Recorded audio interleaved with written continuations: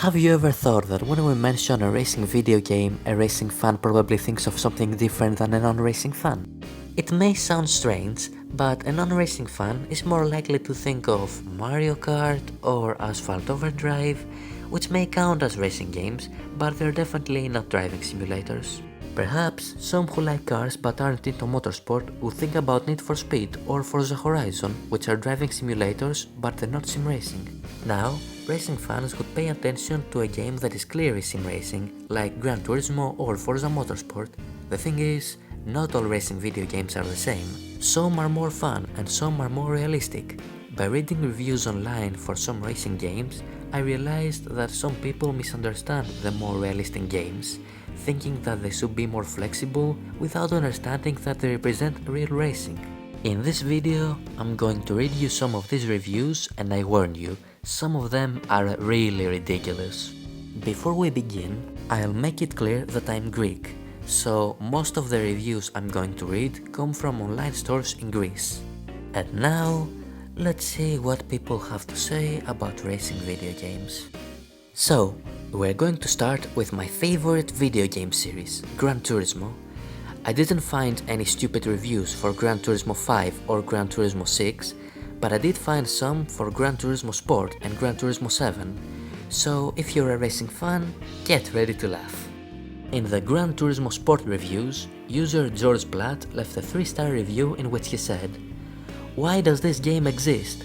Really useless for gaming. I don't see a reason to buy it since you can only do races.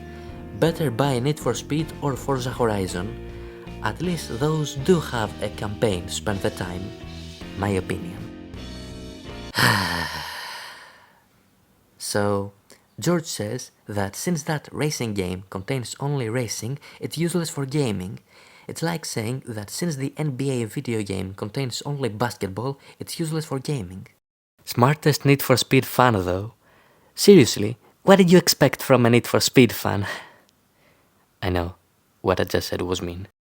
Anyway, in the reviews of the same game, user Manos left a 4-star review in which he said, "I'm writing this review for those who want to buy it.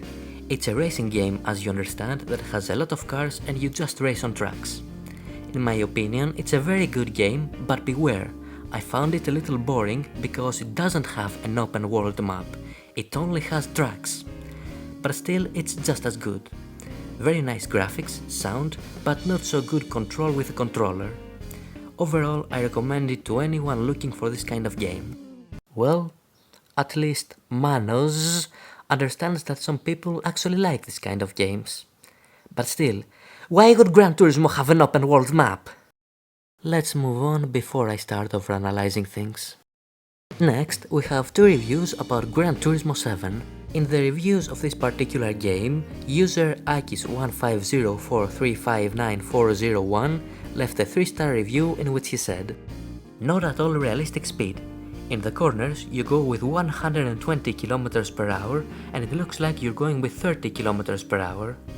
Only from the front camera it gets a little bit better. Nice graphics and gives many cars." Wait a minute, we have to test this. This is how speed looks like in Gran Turismo 7.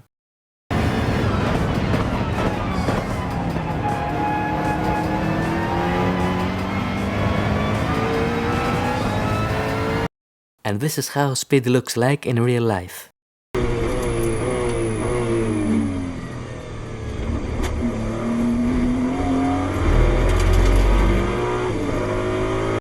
Gran Turismo 7.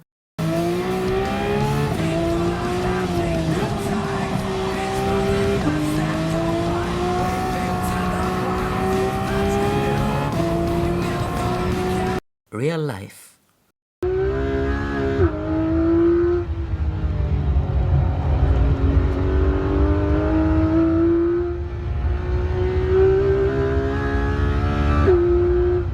Gran Turismo 7.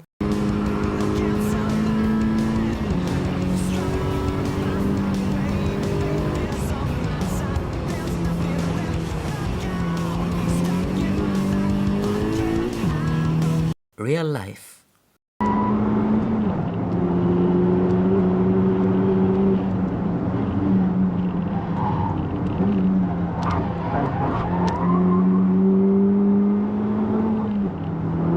So, when Aki said that the speed in GT7 is unrealistic, he was either lying or he expected something like this. Suspect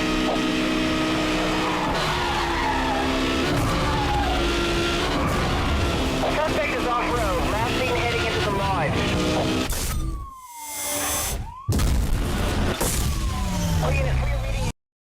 Next review.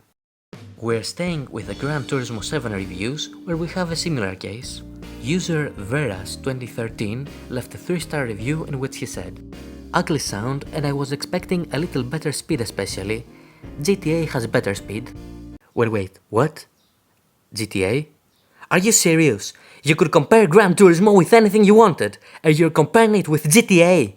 So you're telling me that this thing...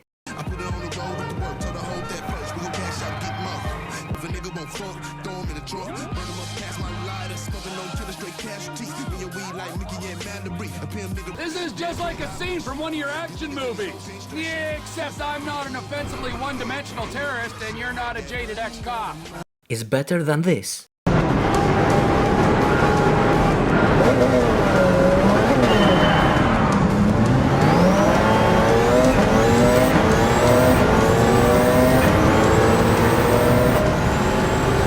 Seriously, imagine cars on Gran Turismo going with the speed that Veras imagines. If he imagines it looking like how cars in GTA go, it will probably look like this.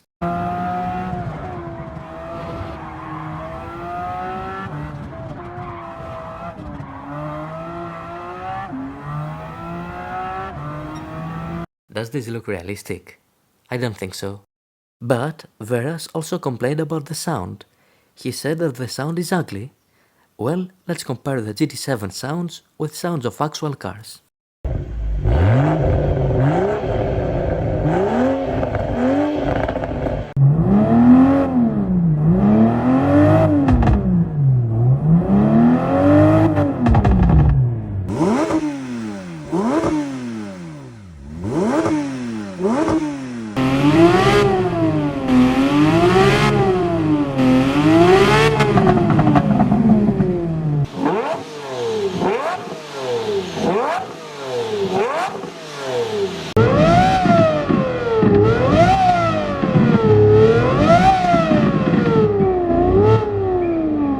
In conclusion, Veras finds the sound of the real-life cars ugly.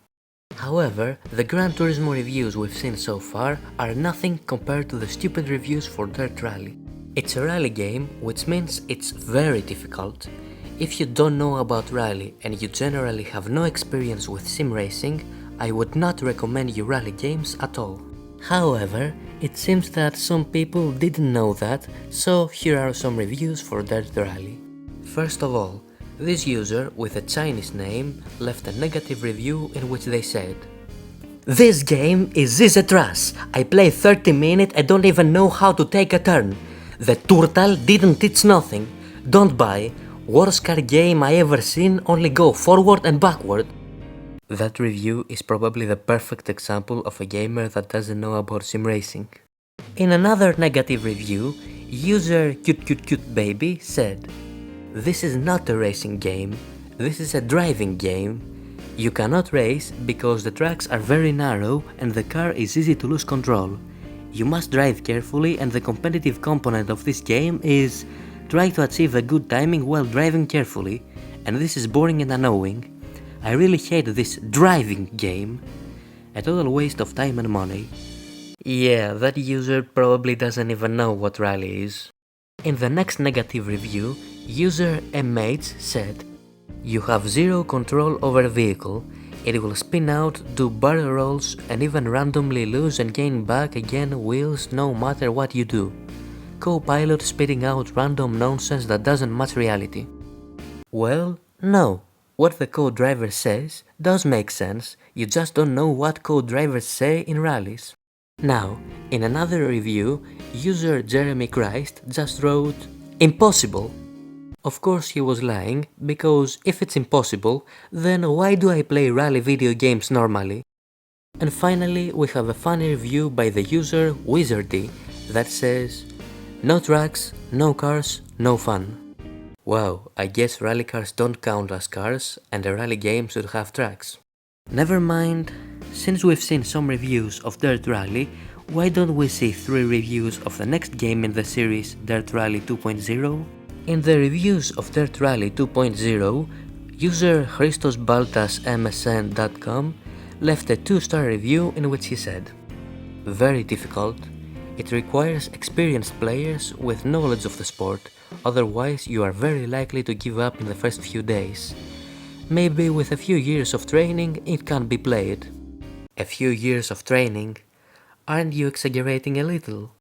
In another review of that game, user NFS Most Wanted said, "It's so difficult, the road feels so weird, it's like impossible to drive a rainy track." No comment, you know what I would say. And a final review about Dirt Rally 2.0 is by the user Nicola, and it says, "I am bad at this game, so it sucks." Well, that's not true. If you are bad at this game, then it's not the game that sucks. You suck! And as we are close to the end of this video, let's see a review from another rally game, more particularly WRC 10. It's not as good as Dirt Rally, but still it's a rally simulator. So in the reviews of WRC 10, user ChigunisGR left a 2-star review, and it's a very long review. In this review, Chigunis mainly explains technical problems that he faced with the game, where the career mode was always kicking him out until the save data was destroyed by itself. We don't need to read the entire review, so let's just focus on one particular part that makes no sense. So, in one part of this long review, Chigunis said, "Graphics are below expectations, nice landscapes, but there are not many details on the car dashboards etc. The sound is like turning on a vacuum cleaner." Alright, so this is how a rally car's dashboard looks like. Now this is how the dashboards in the cars of WRC 10 look like. Do you see it? Exactly the same. So what did Chigunis mean when he said that there are not many details on the car dashboards? He thought he would see the dashboard of a Rolls Royce or something. About the sound part, this is how the cars in the game sound like.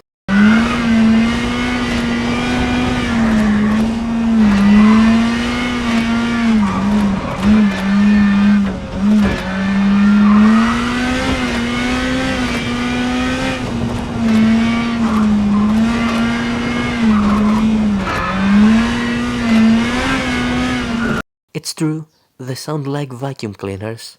But before you say anything, let's hear how actual WRC cars sound like. 60, plus K4 right, well, that's the your left right. 5 minus, rough, narrow, sharp right, over pull up for 150, right, 5 minus, stop, 70, right, right, K3, pull up, bridge. Left over right, and right, clip, short.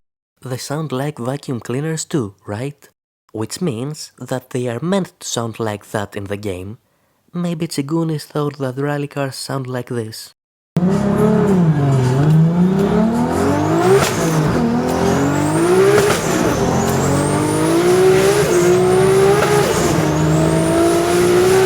This is the end of the video. Maybe you have seen some stupid racing game reviews too that you expected me to mention them in this video and I didn't, so if you know any of them, you can tell me about them in the comments.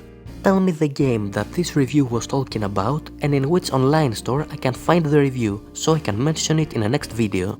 If this video goes well, I promise you that there will be a part 2 in which I will present the reviews that you mentioned in the comments. Thanks for watching!